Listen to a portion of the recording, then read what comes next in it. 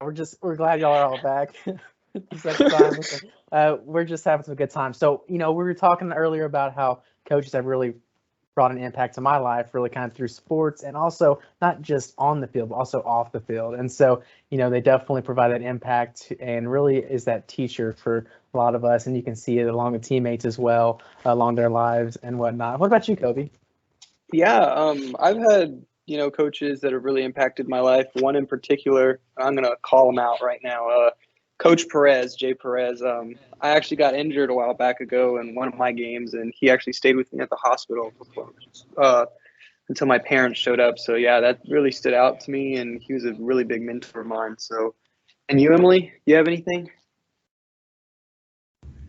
I've had many coaches, impact my life over the sports and for school. And my current coach, honestly, has helped me a lot progress through my college years, and it's been really great for me. Well, we have an excellent coach on today. So, he was a high school coach at Gilmer Tech, in Gilmer, Texas. Apologize for that. He also graduated and played there as well. He was 15 years as a coach there. He won 3 state championships, and he had an 87% win streak. He's a 4-time high school coach of the year, and he's now the UTSA head football coach. So I'm proud to present to you Coach Jeff TRAYLOR.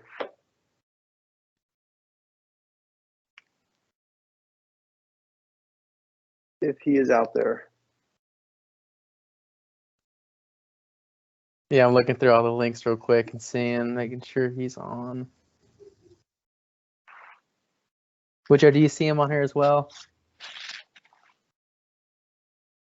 So Coach TRAYLOR, if you're out there, if you'd like to come on screen now.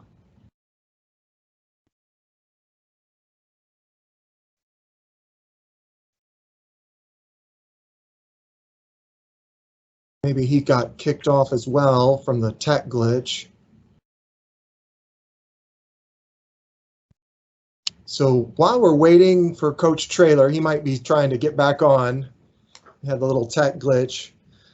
Let's just kind of talk a little bit more, Kyle and Kobe, about resilience, perseverance, as it applies to something like athletics, and just your own personal experiences having to transcend difficulties and be resilient, and how your time as a student athlete certainly helped that. And I know we have a lot of student athletes who are tuning in today who probably want to share some of their perspectives as well, but we want to kind of get into this a little bit about the link between being a student athlete and that being able to help you transcend some of those difficulties that you might be facing. So perhaps while we're waiting for Coach TRAYLOR, Emily and Kyle and Kobe, y'all can talk a little bit about that. And then for our student athletes who are listening, if y'all would like to kind of chime in this discussion as well, and you can certainly write your comment or question in the chat, or you can raise your hand if you'd like to say it out loud. We'd love to include you in this discussion too, because hearing from you all, I think, will help us a lot. So let's start with Kyle, Kobe, and Emily, and they could give us a little bit more perspective. And then we might hear from some of your fellow students about the same thing. So just your own struggles and perseverance and resilience. Yeah, absolutely. Thanks, Woodrow. I appreciate it. So, definitely kind of playing sports and everything, it really created a foundation for me. Having coaches along my side and really helping to motivate and really find your true worth. They help you see life in different lenses.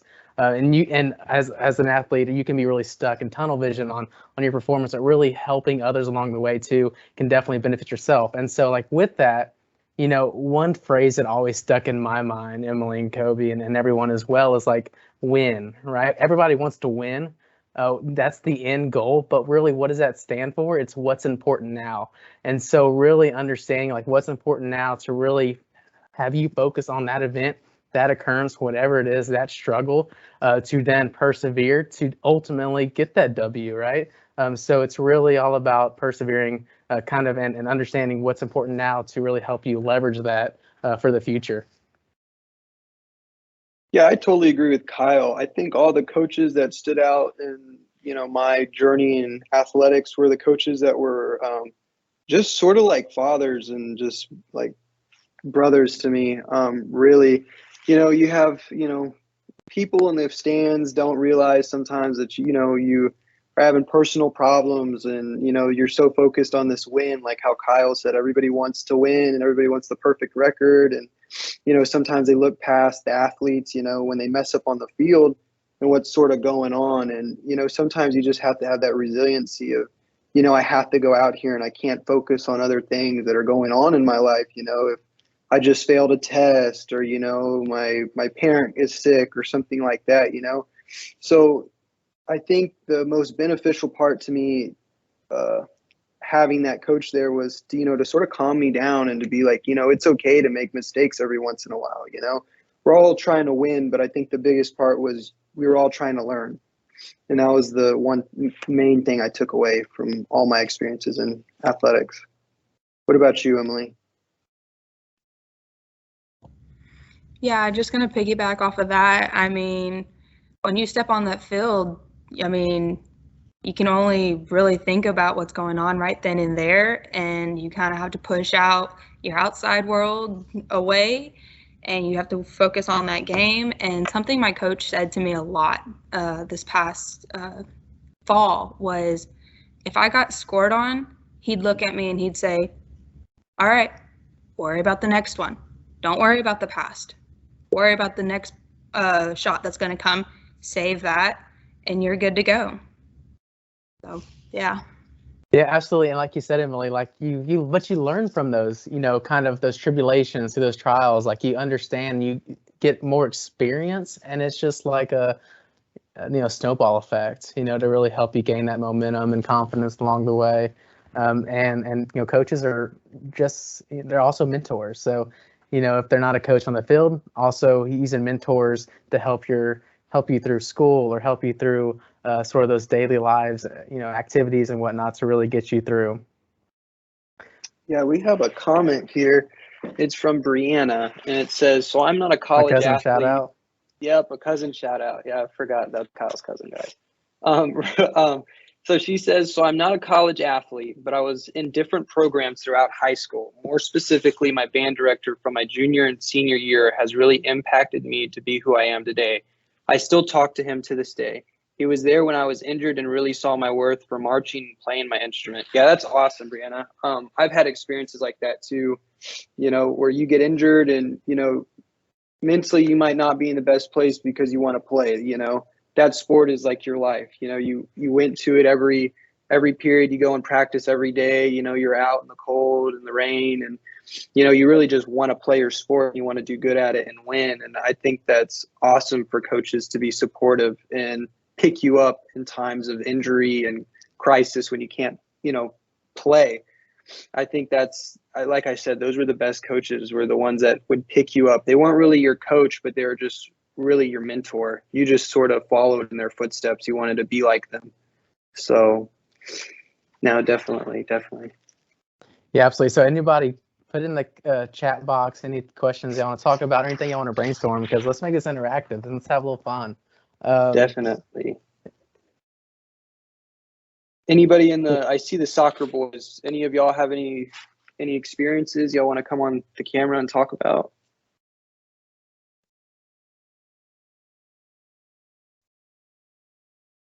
Okay, we have another one.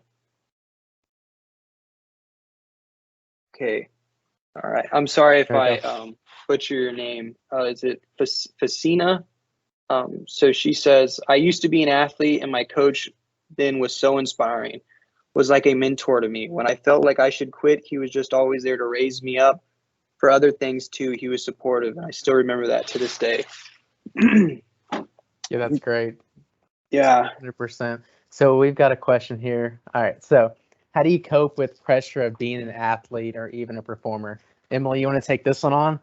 Yeah. Since you're a current athlete right now.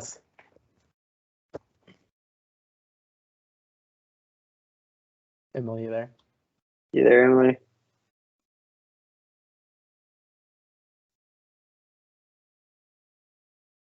All right. So yeah, I'm here. Sorry. Okay, there we go. Good. Sorry. So you want to take on this next question? How do you cope with the pressure of being an athlete or even a performer?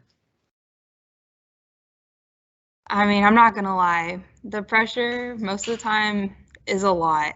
You feel like you have the weight of everything on your shoulders, and you don't want to disappoint your coach, say your team, and everything else that's going on.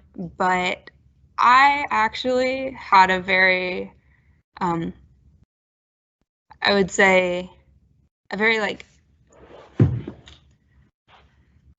I had a situation that I felt like I had the weight of the world on my shoulders. And I honestly just had to take a deep breath.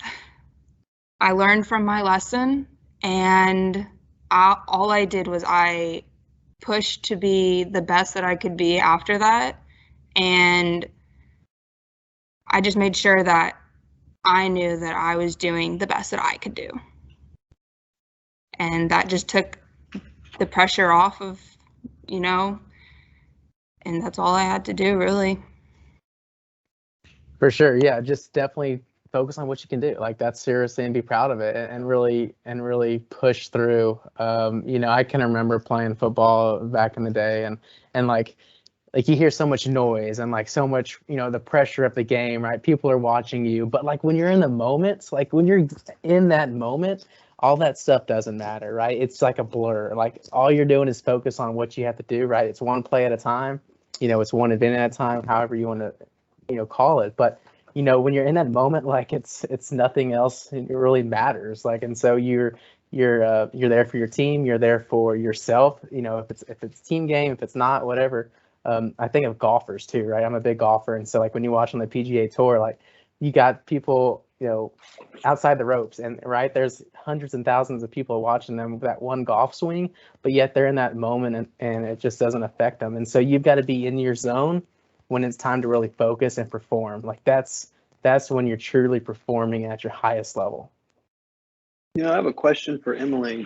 Since you're still an athlete, so do you just flush it out of your head after the game, or do you keep it for a week or until the next game? Like, if you had a bad game or something, do you like keep that? Like, does that stay with you for the rest of the week, or do you just flush it out?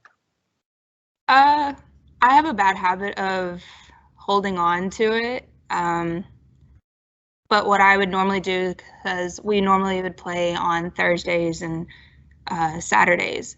And so when Monday rolled around, I remember the mistakes that I made in the game, and I would try to, if we were training that day on a certain, like a dive, I would try to I would do what I wish I would have done in the game. So you use it to your advantage. Yeah. For motivation. Okay. Mm-hmm. Yeah, see, like, I mean, even in life, you can use it for, if you didn't get the best grade on the test. I mean, just because you're focusing on that negative, what the negative outcome that happened doesn't mean, you're completely out of the game. That was the one thing I learned too. You're never out of the game, but, use it as motivation. Like, it's okay to hold on to that stuff to a certain point and to a certain extent, and use that when, you're thinking about quitting, or, when you're tired and you're done and frustrated. Like, it's okay to remember back to those negative times where, you missed a goal, or I struck out, or Kyle, there was an interception or something. But it's okay to have, that outlook on it. Oh, here it is. Hey, Coach TRAYLOR.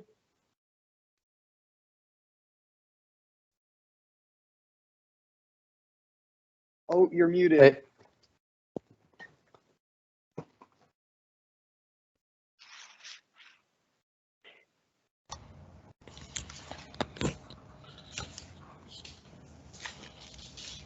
Can y'all hear me now? Hey. Yes, sir. Yes, sir. We sure can. Sorry, we were trying to get the link we were sent. We were trying to get on that link, so we apologize. Totally fine. It's totally fine. So we already introduced you. Do you want to just sort of get into the questions and sort of talk from there? However y'all want to do it. You just let me know what you want. We'll get it done. Awesome. Well, I'll start off. So, you had a 87%, you won more than 87% of the games in high school through your whole high school career coaching. So how do you make sure that doesn't get to your head? Like you don't get a big head about it. How do you stay so humble? It's probably, I don't know, a sickness. I've got an article I've got from Bill Parcells, I think it's in 1993, 92, where a fear of failure. I'm not the perfect person to speak to about that because I'm more motivated by the losses than I am the wins. And those 27 losses in high school, I can remember every call, every play of where I'm just sick. And we only lost 2 games last year, but I remember everything about the North Texas game and everything about the San Diego State game. And I very rarely think about the 12 wins. So call it a curse or a blessing. You got to figure out what motivates you.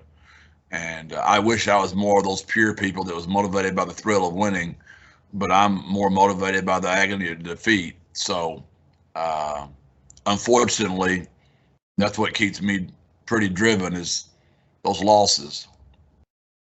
And it's not just because of me. When going in that locker room and there's 120 players that are that devastated, you feel responsible. There's 25 to 30 coaches you feel responsible for. We're the 7th largest city in the country. You feel responsible for those people that are just crushed because their team got beat. Obviously at Gilmer, there wasn't that many people. There was probably 10,000 at the game, 5,000 in the city, but that was my hometown. And I know how devastated those people were. And I felt responsible for all those people feeling so sad, to be honest with you. Yeah, absolutely. I love that. Definitely motivated by those games that, you lost, but, you're loyal to your team, responsible. I really love that. But how do you definitely keeping your team together and really helping to motivate them to get through that bump in the road, to keep on driving and really getting those W's along the way? Well, it starts with our culture. We call it our hashtag 210 Triangle of Toughness culture. And it's something we preach every single day. It starts with our pinky promise on our pinky finger. We're going to be men of integrity. We're not going to be situational integrity. What I mean by situational integrity, you don't really know what's in you don't know what's in my coffee cup right now. You don't know. You assume it's coffee, but you really don't know until you hit a bump in the road and something bad happens and it comes out of the cup. Then you know what's in the cup, right? Well, same with a man. You don't really, when you go out on your first date, everything's wonderful, right? Well, I've been married to the same woman for 30 years, right? So we've had a few bumps in the road along the way. Am I going to be a man of integrity or am I going to be just situational integrity, right? So that's the first one we start with. Second is our ring finger. We want to be passionate people. Again, I've been married to the same woman for 30 years. Sometimes you got to fake it till you make it, right? I better walk in that house with a smile on my face, get my scouts back, be glad to be home, or she might hit me in the head with a frying pan, right? So juiceful is useful, juiceless is useless. You're either breathing life into people or you're sucking it out of them. So I don't want to be around anybody that sucks the life out of me. Our middle finger is mental and physical toughness. That's pretty self-explanatory, but you got to be mentally tough. And it's hard to be mentally tough if you're not physically tough. It's hard to be physically tough if you're not physically strong. So you got to get in the weight room. You got to stay in shape. So there's that deal. Our index finger is to be selfless. It's not about you. It's about your teammates, not selfish. And then your thumb, you point yourself. We're going to always give a perfect effort. So those 5 are our culture pillars. We wad those 5 up. We pound the fist every day. Trust the process and win the day. Now, I know it's a bunch of coach talk. But our culture is our brand. Some of you guys might have a tattoo. Some of y'all might wear a cross. Well, your brand is when your image, what I'm acting like I am on the screen right now, and my identity line up. So when I get off this and y'all go do some investigating on Coach TRAYLOR, do the 32 years of me coaching, is that what people say about me? If that is, when you go to Starbucks, there's the owners, and my Wi-Fi never goes off at my house, like ever. and boom, it's down. So I had to go get my wife, woke her up. She got some kind of magic hotspot on her phone. Somehow I get some Wi-Fi going, and we're back up and running again. I can promise you, if I'm near it, it's going down. So anyway, to finish that off, that's our culture pillars, and it's something that we, our brand. That's who we are. And if you have a cross that you wear, and you're not always showing that cross off the right way, you're a hypocrite, right? If you have a tattoo that means something and you don't live up to it, you're being hypocritical. It's not your brand. Your image and your identity are not lining up. We wouldn't be going through Chick-fil-A if we had to wait in line for 20 minutes. That's not their brand. Their brand is you go through that line quick and the food's always good. Starbucks has a certain smell. When you get a vanilla latte or a vanilla brew nitro, it's a certain thing you expect. And it's the same with my football team. I've been a head coach for 17 years, and there's a certain expectation of our culture that I expect to see every day, and that's how I keep them motivated. Now, I'll say this, I also have some little tricks. Like, we vote for our single-digit guys. Like, our guys that wear single digits, they're voted on by the coaches and the players. So you don't get to wear a single digit for me unless you've earned that right. Like, none of my guys have on even the guys that wore single digits last year, 0 through 9, they don't have them on right now. They got to get voted to get back in those jerseys. So Frank Harris, who's one of my very best players, my quarterback, who wears 0, well, he's in number 11 right now. Rashad Wisdom, who also wears 0, he's in 39 right now. We vote those kids back in. So whichever kid best exemplifies our culture pillars, they get back in the single-digit numbers. And let's be honest, putting them on the bench motivates them too, right? That's why they're out there. They want to play. So they go to study hall because I put them on the bench. They study because I put them on the bench. They go hard because I put them on the bench. Let's be honest. They don't want to sit on the bench. When I misbehave at the house, my wife puts me on the couch, right? So I get put on the bench. I got to behave, and then I get to get off the couch. She doesn't really do that anymore. That's a joke. Coach TRAYLOR, so speaking, you mentioned your wife and, you have a family. And so I have this one question. And, you're on the road a lot, being a head football coach. So, being away from home and, having to be resilient in that form, how do you handle that pressure? Do you think about it during the games? I miss my family, or, your guys or your family as well? Does it feel like there's a part of you there, or just the resilience in general about that? Well, the Bible's full of men. You give them power, money, free time, travel. That's a recipe for disaster, right? So, there's the great thing about FaceTime. It's the great time about being able to communicate. The world's very small nowadays. I have a son that coaches for the New Orleans Saints, coaches linebackers. I have another son that's on the Today Show. He lives in Manhattan. I have a daughter that's in the Mays Honors Business School at A&M. And we FaceTime as a family, individually, all the time. And it's probably why I stayed a high school coach so long. I was teaching Sunday school, upwards basketball. I was very involved in my 3 kids' life, and we won a bunch of ball games at Gilmer. So I had the opportunity to leave many times to go coach college football. I never did, because I wanted to raise my kids. You know what they always say, the coach's kids and the preacher's kids are always the worst kids, because we're out saving everybody else's kids, right? Well, I didn't want to be that. I wanted to raise my own children. And my 3 children are not perfect, but I've given perfect effort. Just like I said about my thumb a while ago, I've given it my best shot. So I'm a believer.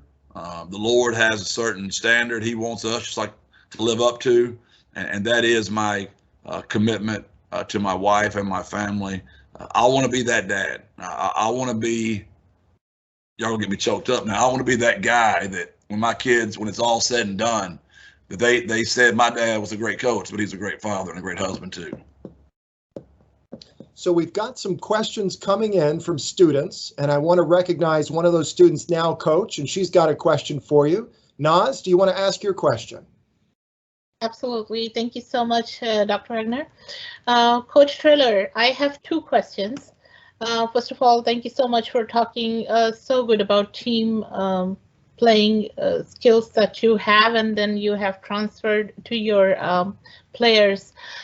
My first question is, if you have a student or a player that you are training, you know that child has skills and knows the sports and everything, but is not motivated. How do you motivate certain kids like that? My second question is, if a player knows the game, if the player has all the skills and motivated and everything, but is not a good team player, how do you handle that person?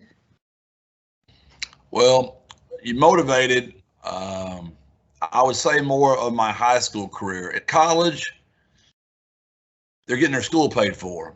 It's a full scholarship. They're also getting, a lot of money in their pocket each month, about $500 a month. So if they don't do what they're supposed to do, we're going to cut their scholarship. So I don't have many motivation problems. Now in high school, that's where you got to motivate, because they're poor kids, they're young kids, they're immature, they just don't know, right? So what works for me the best is just hiring really good coaches that love children, that know how to motivate. Then we always have, our leadership council. So we have our players on our team that are our leaders voted on, that we meet. And we called it Adopt a Buckeye in Gilmer, because we were the Buckeyes. So my players that were in pretty good standing, they reached out to those players that were unmotivated. But most of the time, my players that were unmotivated didn't have good family structures. So we set them up with a family in Gilmer. And all they did was just come see them at school, write them letters, come to the games, and just motivate them. Just give them somebody that loved them. So that Adopt a Buckeye program is still rolling. When I started at Gilmer, I barely had one family might take on 5 kids. Now, every kid in Gilmer has about 5 families that take care of them, because it's just become so popular there. So that's the way I would say I motivate the unmotivated in high school. In college, I'll be frank, I don't have many guys that aren't motivated, or we cancel their checks and that gets them going. And I haven't had to do that. They know I will cancel that check. What was the second question? I apologize. My second question was, thank you so much for giving such a good elaboration for my first question, by the way. I mean, that's an amazing program, and absolutely, these kids don't get just the right guidance and motivation. They get such a big social circle afterwards. My second question was, a player who knows the game, who has the energy and who is motivated, but is not a good team player. Yeah, we call those guys locker room lawyers, and we don't want them. We call them energy vampires. We put a vampire up on the board, and if you're not following the team culture, we're going to put your picture up on the wall. So what's your name again? My name is Naz. Okay, well, we'd be putting your picture up if you were sucking the life out of me or not being a good teammate. So we'd put it up on the wall, and we'd leave it there all day. And that really, you're in violation of our culture. If you're a locker room lawyer, you're in violation of our brand. If you're an energy vampire, we're not putting up with it. You're just not going to be on the team. Now, I know in high school, it's a little harder, because in high school, you're trying to save every kid. And I'm trying to save every kid too. Don't get me wrong. But there's a certain standard, a certain brand. If you're not going to be a part of it, then you don't get to do it anymore. But in high school, it's way more prevalent, because the kids are so much younger. They're way more immature. Here's what I always say. Anybody can run them off. Who can get them to play? And when you love someone, I mean, really love them, unconditional love, and you can make them better, we will all go through a wall for somebody that loves us and can make us better. The Lord has given me a heart to love. And I hope I've developed a little bit of this old noodle in mine that I can make somebody a little bit better. So I've always had wonderful success with children. It's the adults that drive me nuts. The kids are fantastic. That's awesome. Thank you so much. You're welcome. And thank you, Dr. Wagner. All right, so students, continue to raise your hands so we can work your question in, but I want to go back to our panelists. They have some other questions for him, but please raise your hand and we'll get your questions in too. Hey, Coach, I just want to ask you something real quick. You know, really, when you're out there recruiting, when your coaches are out there recruiting, like, what's sort of that one trait, or what's really what y'all are looking for to really bring them on and know, hey, this guy's going to be a great fit, and really how to really, you know, help leverage your team in that way? Well, you're not going to probably like this answer, but I got to find great players. I mean, I got to find length, I got to find power, I got to find speed first. So I'm going to be looking for talent first. Then second, we're going to go to that culture piece. Will they fit into our locker room? Are they a person of integrity? Do they have passion? Do they love the game of football? Are they mentally and physically tough? Are they selfless or are they selfish? And then do they give perfect effort? Now, no high school athlete is going to meet every one of those. It's just a matter, do I think he has a heart that can be shaped? If I think his heart can be shaped and can be molded, I'm going to take a chance on him. If I think his soul, for no better term, is maybe hardened or rotten, I'm not going to fool around with that. So it always starts with talent. It's can they and will they? If they can, I'm going to recruit them. If they won't, it's a deal breaker for me. All right, we've got a question coming in from Anuba. Anuba, go ahead. Hello, thank you for being here. It means a lot to me. So I have a question. What do you call resilience in your, like, what do you mean by resilience in your own words? Say the word again, I'm sorry. Like, what do you mean by resilience? Resilience. Yeah. To me, it's perfect effort again. It goes back to our culture pillars. There's a lot of ways to say things. One thing that we are big on here is same as. Let's try to use the same as words as much as possible. So resilience to me is just perfect effort. I mean, you're not going to play a perfect game. You're not going to have a perfect day in the classroom. I'm not going to have a perfect Zoom meeting. Resilience is, do I get back up and go again?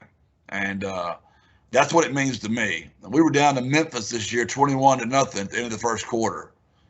My team came back and won that ball game because a champion has the ability to play one play longer than his opponent. And we hammer that from day one. Let's be, for your word, a resilient football team. Let's give perfect effort every play. And that's what that means to us. All right, well said. We go next to Jacob. Jacob? Hello, Coach Traylor. Okay, so I have a question over a certain player on your team, Jalen Haynes. I went to school with him when I was back in high school. I just want to know, like, all the work he put in for the upperclassmen to give him the #1 jersey. He earned it. I mean, he's got more nicknames than anybody on the team. He's got Bull, he's got Pork Chop, he's got Country. So he's got a lot of nicknames. So he just earned it. The people that wear the 2, the 1, and the 0, those had the most votes. So it's single digits, but the 2, the 1, and the 0, that's our area code. So Bull, Pork Chop, Country, Jalen Haynes, he got the top votes. So he's just a great human. He talks more country than I do, talks even slower than I do, and he's just a great, great young man. And I'll be forever grateful for him leading my locker room and being somebody that helped establish our 210 Triangular Toughness culture, our brand. That's just who Jalen Haynes is. He's a fantastic human. Man, that's awesome. I appreciate it. All right, thanks, Jacob. So again, students, if you've got additional questions, we're coming up on about 15 minutes left. So keep raising those hands, but we're going to go back to our panelists for some more questions and discussion. Hey, Coach Traylor, I have a question for you. So Dr. Deason mentioned that, you let one of his sons be a water boy on the field, on the sideline one day.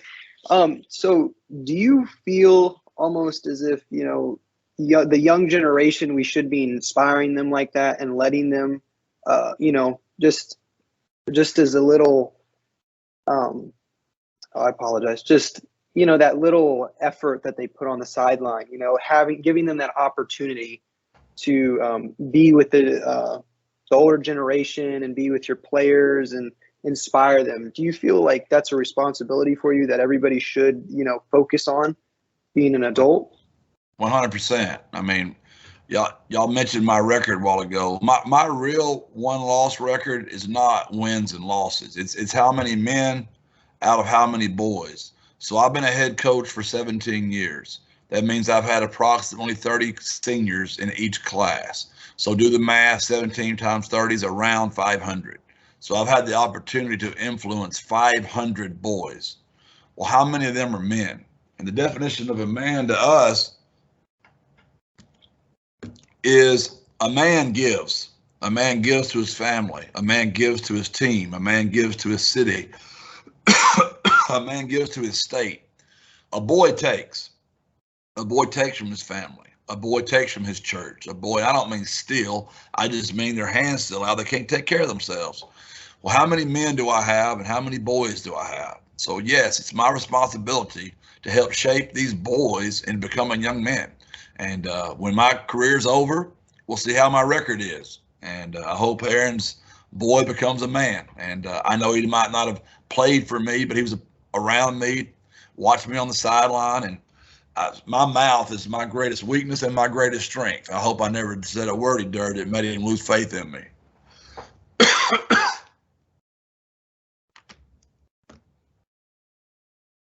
Yeah, that's awesome. That's definitely a true winning percentage like you're talking about, and really helping those boys turn into men along the way. You know, Coach, being an influencer, you know, I've had coaches throughout my life, and just really, they're those names you think of like all the time, right? Those ones who help you motivate through those tough times and sort of those phrases along the way. You know, but what's, you know, I can remember sort of one coach talking about when, right? What's important now, and sort of understanding that and really focusing on what's important now in order to get through those thresholds that you're facing. Is sort of what's some motivation. I know you talk about not motivating, but really what is those team efforts that get them together to really focus on that one true W at the end? Well, we start off each week, like I told you, our first one's our pinky promise, our integrity. So like when I walk in my team room, it's called a callback for us. I'm going to walk in the room and I'm going to say integrity. And they're all 120 of them are going to scream back to me, win the day. Because win the day is our overall culture pillar. We want to be the very best we can be every day, right? But within that are each finger has the culture pillar. So I'm going to teach on integrity for that week, the whole week. Like every coach in the staff is going to be talking about being a man of integrity. Well, the next week comes, we're going to the second ring finger, which is passion. So I'm going to walk in the team room and I'm going to holler passion. And every player is going to scream back to me, win the day. So all week long, we're going to show examples of people being passionate, people that smile at work.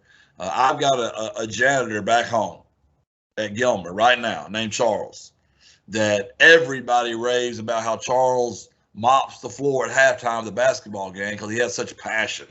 And there's so many examples of people. You don't have to be the head coach to be the very best at your job. Whatever job you've been given, have passion with it. So that's something we talk about every day. There's ways like tonight, we've had competition all off season. Our third place team is going to have wings tonight. Our second place team is going to Papados, and our first place team is going to Ruth Chris. Team 4 through 8, they're not getting squat. So that's another way to motivate them, is to feed them. FCA, if anybody's ever been to FCA, you put donuts out there, everybody shows up. Excellent. I'm getting very hungry now. Okay. So, we have a question from Trevor. Trevor, go ahead. All right. Yeah, I love that. I actually used to be in FCA back in when I was in middle school. You remind me of that, like how they have donuts in there. And I'm like, that's kind of counterintuitive when you think about it, because the athletes are trying to get stronger and get better, and you're giving them donuts. Like what? Anyway, I don't know if you'd come to FCA if we put cauliflower and broccoli out there. So we got to find a way to get you there. I love that. All right. So my question was, do y'all have do y'all ever get game day jitters? Like, you know what that is? Yeah, I know what it is, but no, we don't get them because, practice makes permanent. Perfect practice makes perfect. You should be Right. playing the game every day. We play University of Houston September 3rd. We played them today. We played them on the field today. So you shouldn't be nervous when you go into a final exam. If you're prepared, you're ready to roll. You should be the most confident you've ever been. Now, when I got game day jitters or I got a game day anxiety for a test, I didn't study. I didn't prepare. But when you prepare, you walk in there self-confident. We don't talk about winning and losing here. We talk about being true to the brand. We want to give perfect effort. We just want to be true to who we are. Be a man of integrity, have passion, mental and physical toughness, be selfless, give perfect effort. What good's it going to do to worry about that F or an A? It's not going to do any good. Control the controllables. You can't control that. So there should be no game day jitters. Right. The Lord made us a certain way. Those sweaty palms, those butterflies, that's adrenaline that the Lord's given you to go perform. He knew what he was doing. He created you, right? So go play the game. Don't look at that as a negative. Look at that as a positive. When you walk in and take that test, you got sweaty palms. That means you're more locked in. You're ready to go. It's called adrenaline. So let's freaking go. No game day jitters. Let's ride. I love that. Let's freaking go. I'm going to remember that. All right. Thanks, Trevor. So speaking of game day, we got another question coming in kind of related to that. How, Coach, do you handle the game day's unexpected challenges? And do you always have a plan B?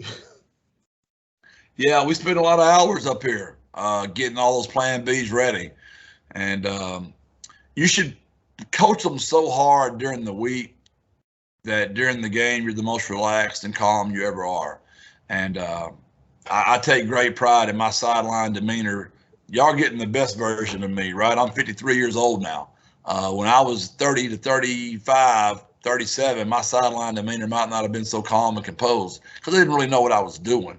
So the best coaches do their coaching during practice, and they do the least coaching during the game because they've already covered plan A, plan B, and plan C in practice. And when they get to the game, they've already done it all. And then one more question here that's rolled in. How would you keep a team fresh for an away game? Well, we keep the same travel schedule no matter what. So home games, we stay in a hotel. Away games, we stay in a hotel for that very reason, because we want the schedule to stay the same. So they know on Friday morning they're going to work out the Alamo Dome if we're at home. And if we're on the road, we're going to work out here, and then we're going to fly. So we're going to do the same schedule home and away, just so our kids have the exact same routine for 12 straight weeks. Now, one thing we do a little different, when we get on the away games, we will go to the stadium that Friday night just to walk the stadium so we know where our locker is. We know where the toilet is. We know where, just the smallest little things. You want those kids to already see where we're going to be dressing, where we're going to be sitting on the sideline. So that's one thing we do a little bit different. But they're going to sleep on that plane, probably get an extra 2.5 hours sleep that they didn't get when we were at home, honestly. All right. Got some more questions coming in. Do you have advice food-wise for pregame? This sounds like an athlete. Yeah, carb it up, man. Carb it up. You need a lot of carbs and protein. We're going to have, we have pretty much the same pregame meal every time. We're going to have steak for protein, chicken for protein. We're going to have some type of pasta for our carbs, potatoes for our carbs, tons of vegetables. We want a lot of color in our diet, orange for carrots, green for lettuce.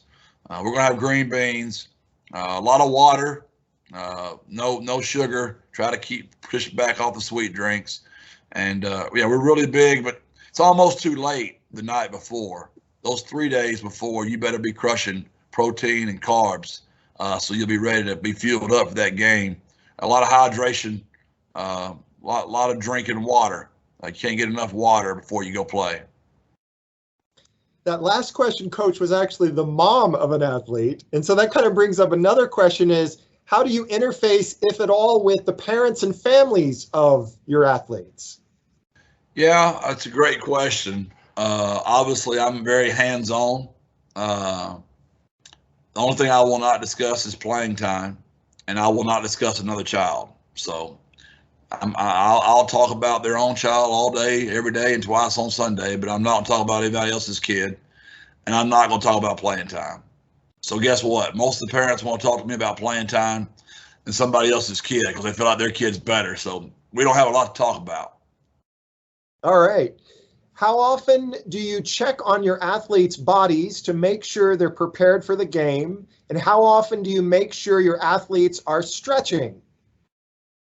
Well, we've got a whole strength staff. We have a nutrition staff. We have a whole training staff. So we've got 3 staffs that are responsible for making sure that we obviously have a staff meeting every day where I speak to the head of the strength staff, the head of the training staff, and who's over our kids' diets and nutrition. So that's something we're always monitoring because we want to, we have an injury report every single day. We just got to have a staff meeting before I came on here, and we went through every single kid on the roster to make sure they're properly taken care of nutrition-wise, health-wise, and the weight room. All right. When you were playing in high school, did you always see coaching in your future? When did you know that coaching is what you wanted to do? I was blessed. That's all I've ever wanted to do. That's all. I've always known that. I wasn't that guy that was still trying. Like my daughter right now, she's trying to still figure it out, right? She's 22. It's very normal. I'm the weirdo that always knew. And believe it or not, most coaches get into coaching because they're too dumb to do anything else, right? That wasn't my situation. I could have done anything I wanted to do. I was blessed. I had parents that were academians, educators. My ACT score is pretty good, believe it or not. I wasn't the typical football coach. So I always knew what I wanted to do. When I was in high school, you can look at my annual and it says, where will you be in 10 years? And it said, I'm going to be the head football coach at Gilmer, Texas. So I was just a country boy that wanted to go home and fix this town. And we were very blessed. We won 6 games, which was the first winning season in a while. Then we won 8, then 10, then 13. And then the next 10 years, we either won a state championship or got beat by the guys that won it every single year. And then I was very blessed to get hired by Charlie Strong at the University of Texas. And it's just been an amazing ride. I've always wanted to coach. I've always wanted to try to save children. And I've just been blessed. It's been truly a miraculous ride. It sounds like, Coach, you found your true calling, right? This is really what you were meant to do and what you're supposed to be doing. Yeah, Rick Warren wrote a book called The Purpose-Driven Life in the early 90s. And I can remember it saying, if you can get your purpose and your passion, lined up. And my passion was always loving football and loving sports. And when I realized my purpose was to try to save young men, and I could try to line that up with football, it was very relaxing and peaceful for me. And I've tried to use that as my guide, my entire career now. All right, we're getting close to the end. We do have a few more questions. Thank you so much, Coach. One more question here about kind of on the field stuff. How much time do y'all practice, and what are your motivations during practice? Again, it goes back to our culture pillars. We don't change. Like today, I'm looking at it right now. Today was 18 periods. We had 102 minutes of work, 22 minutes of miscellaneous, like stretching and walk through. So we were on the field 124 minutes. Obviously, we've got objectives for each period, but 18 periods. Again, we're not out there a long time. Most coaches are out there 24 periods a day. We're not out there a long time. I believe in trying to stack great days on top of great days. Just be your best today. Win today. Just win today. Yesterday is history. Tomorrow is a mystery. Today is a gift. That's why it's called the present. The devil wants you to be worried about all the mistakes you made yesterday. Trust me, I've made a ton of them. He wants me to lose all my confidence, not stand in front of my team because of all the mistakes I made yesterday. He also wants us worrying about the future. Because if you're worrying about what's going to happen, oh my gosh, am I going to get a job? What's going to happen to me? Well, then you're not being in the moment. Be in the moment. Be prepared today. Win today. And we just believe in stacking great days. And our guys practice their tails off every single day, and that's why we show up and play on Saturdays like we do. I think you're getting a sense of why players want to play for this gentleman and why they are being so successful right now. Are y'all kind of nod your head if you're getting that getting that sense? I mean, I want to go out there like right now and play. Okay, Coach, a couple of more. Do you monitor academics, and do you incorporate the importance of education into your message with students? Right. Well, one, they don't get to play; they're not eligible. But we have a whole academic staff as well, and we meet every Thursday.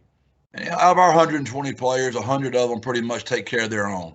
There's always 20. As long as I've been doing this, there's 20 of them that they need some help, right? And I've always said the football is like the carrot. You know, as long as I have that football and I let them have that football, they're fine. But when I take that football away, they're not very happy. Well, if they don't go to study hall, they don't go to tutorials, they don't make good grades, I take the ball away. It's not complicated. And they'll get right or they'll get gone. And they've got to stay eligible. They've got to maintain 2.0. Now, I know everybody on this thing is going 2.0, but you got to, and laughing, but you got to remember these guys are 20 hours a week.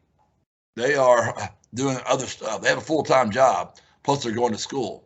So, yeah, we talk about it every single day, and we meet as a staff on it every single day. But our academic staff comes and meets with us every Thursday at 3:45, and we have a book, a pamphlet about 10 pages long with every kid's notes on there. And like I said, about 100 of them, they're doing great. But 20 of them, you know, we got to grow them up a little bit. All right, Coach, we're getting almost to the end here. One last question, and this might be the most important, so feel free if you need to think about it. The question is, do you recommend Gatorade or Powerade? When you're my age, none. Water. I can't handle the carbs anymore. Too many carbs. But when I was younger, I was a Gatorade guy back when I could crush them. Gold, orange, didn't matter. But if I look at a Gatorade, I gain about 12 pounds right now, so I can't do it anymore. All right, excellent. I'm going to turn it back to Kyle and Kobe and Emily to wrap it up. Man, Coach, we appreciate your time and really just all the insights you gave us and so much inspiring direction and motivation. Your 5 pillars are so, valuable, not just for UTSA and your team, but just also for all of us to really, think about and really move forward on.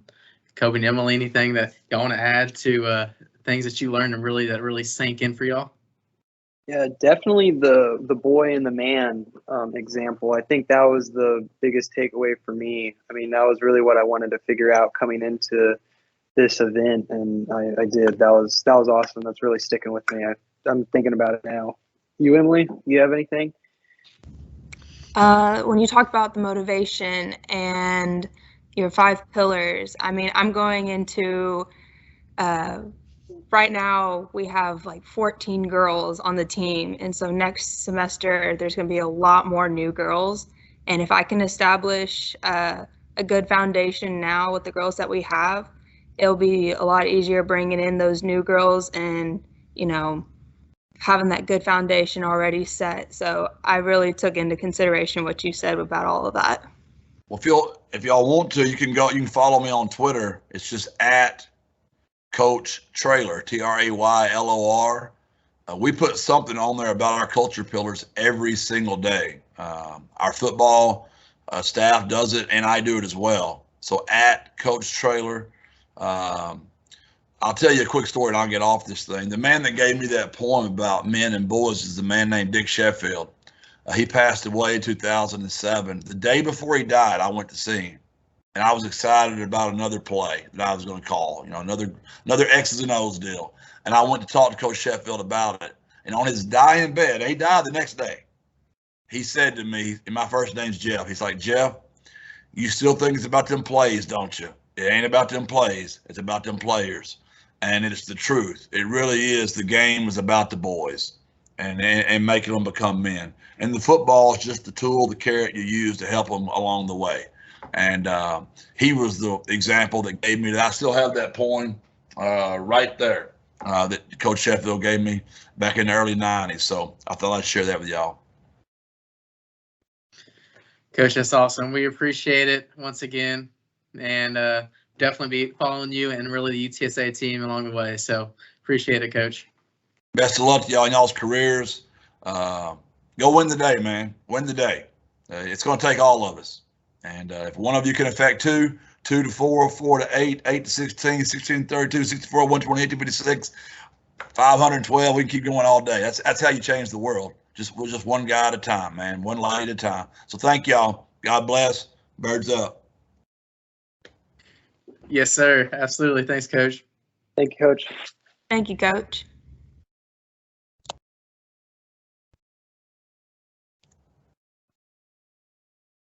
All right, so we're getting ready to wind down here. Just a few announcements from Kyle and Kobe, and then we'll let y'all get on with your life. Yeah, real quick. So our next Bridge to Brilliance event will be April 12th. We're going to have Justin Belton. And then also, guys, don't forget, we got a QR code to complete the survey to really let us know how we're doing and how we can improve to really help y'all and motivate y'all along the way. So there's a QR code for the survey.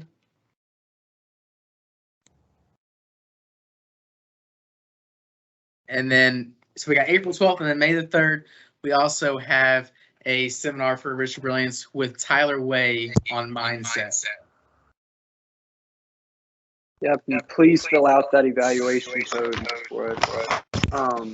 It really helps. We go through each and every one just to improve this event. So please fill that out for us. And everybody have a nice day. Thank y'all for coming out. Okay. Till next time. Thank you, everybody.